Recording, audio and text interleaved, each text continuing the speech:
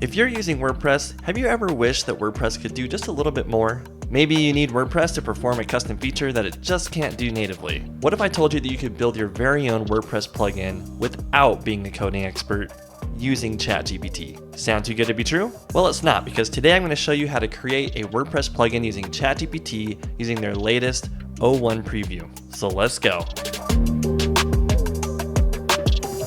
One of the best things about WordPress is the amount of plugins that are created by third-party developers to help you do all kinds of really unique things inside of WordPress. While there are plugins that are very affordable, there are also plugins that are extremely expensive and even on monthly subscription or annual subscription models. Because the ecosystem is so big, you can usually find a plugin that you want to be able to use to provide the functionality that you're looking for. But with the breakneck speed that AI is evolving right now, it's actually possible for somebody who doesn't know anything about coding to create a functional WordPress plugin using ChatGPT, and I'm going to go into that right now. So to give you a quick use case, I have a website that's been around for several years that we have uploaded thousands and thousands of images to, and I needed to have an easy way to be able to select a date range, find the images that were uploaded in that date range, and then bulk delete them. But inside of the media library inside of WordPress, the best it gives you is dates, right, by month. But if you've been uploading images for years and years and years, like I have on a certain website,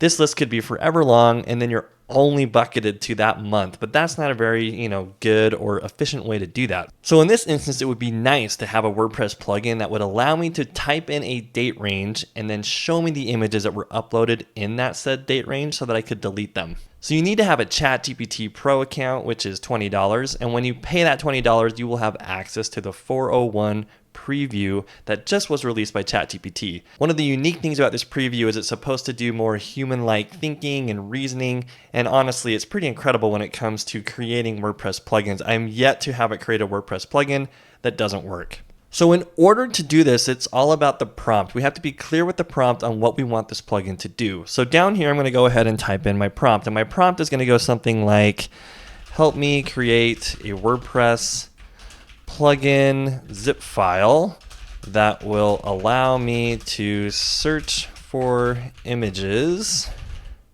in the media library by date range so that I can bulk select and delete them. And I'm going to hit enter. That's what's kind of unique about this 0.1 model, is that you're kind of able to visually see it think. And now it's going to give me the steps on what I would need to do in order to create this plugin. So I'm using a PC, but on a Mac, a lot of this stuff is going to work the same.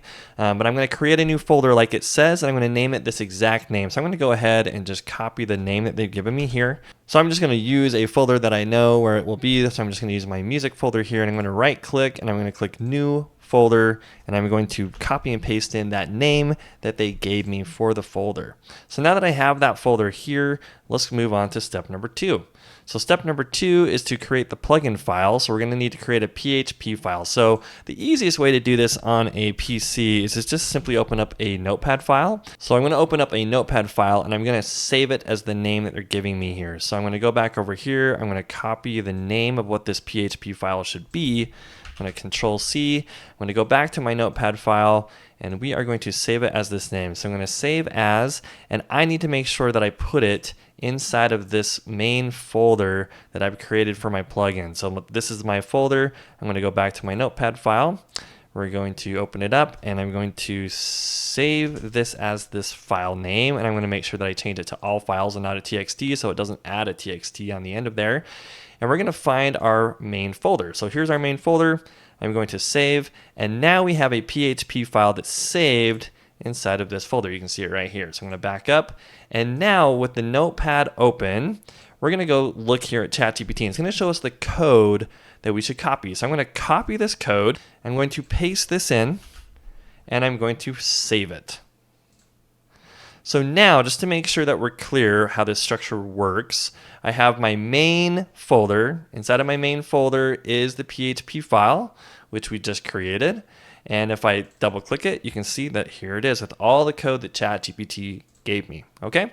So now we're going to move on to the next steps here of what it says to do. So we've added the code, and it's going to say now we need to create a zip file. So inside of Windows, this is actually pretty easy. If you just right click on your main root folder, you're going to compress it to a zip file.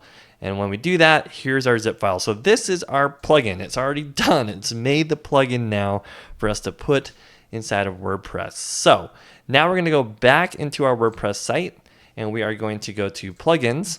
And let me just make this quick announcement. Before you install a plugin into your WordPress site, always back up the site.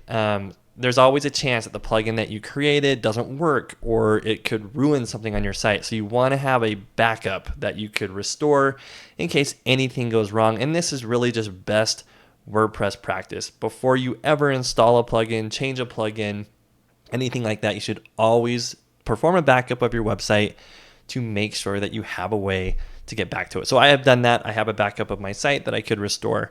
And I'm not going to show you how to do this in this video because that totally depends on your hosting platform and how your WordPress environment is set up.